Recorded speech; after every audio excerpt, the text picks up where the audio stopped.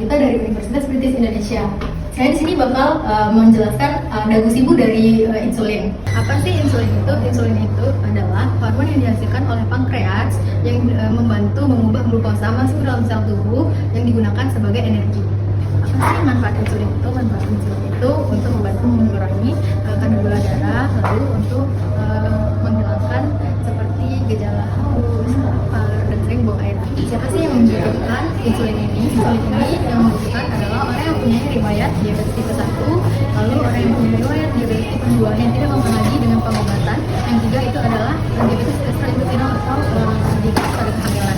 Kalian tahu nggak ada berapa saja jenis dari insulin ini? Yang pertama itu ada insulin rapid acting, itu lama kerjanya sekitar 3-5 jam. Yang kedua itu ada short acting, di mana kerja dari short acting ini adalah 5-8 jam. Yang ketiga itu ada intermediate acting, di mana lama kerja dari intermediate acting itu 12-18 jam. Dan yang terakhir itu ada long acting, di mana long acting ini bekerja lebih lama, yaitu 24 jam atau lebih. Mana sih cara penggunaan insulin ini? Jadi penggunaan insulin ini itu harus saya pilih di mana kita pertama itu harus mencuci tangan terlebih dahulu. Setelah itu kita buka insulin itu, terus buka obatnya, lalu suntikan pada bagian tubuh yang ada jaringan otot seperti ada di lengan atas, di paha, di perut, dan di bokong. Lokasi penyuntikan dari insulin ini harus dirotasi atau dipindah-pindahkan.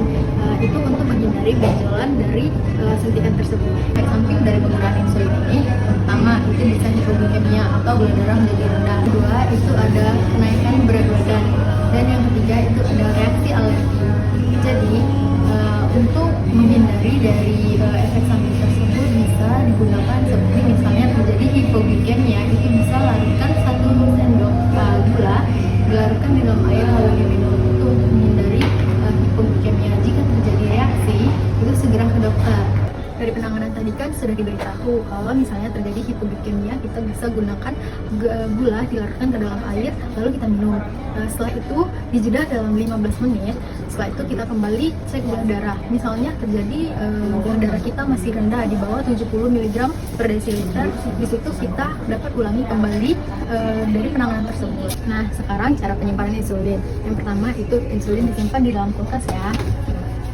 Ini disimpan di dalam kulkas pada suhu 2-8 derajat Celcius dan jangan dibekukan. Apabila insulinnya beku itu tidak bisa digunakan lagi, harus dibuang. Lalu tidak boleh terkena sinar matahari atau jauhkan dari sinar matahari. Setelah digunakan kita akan membuang sediaan tersebut. Jadi sediaan tersebut kan menggunakan jarum, jadi jarumnya tuh tinggal ditutup lalu dibuang ke limbah biasa. Sekian video dari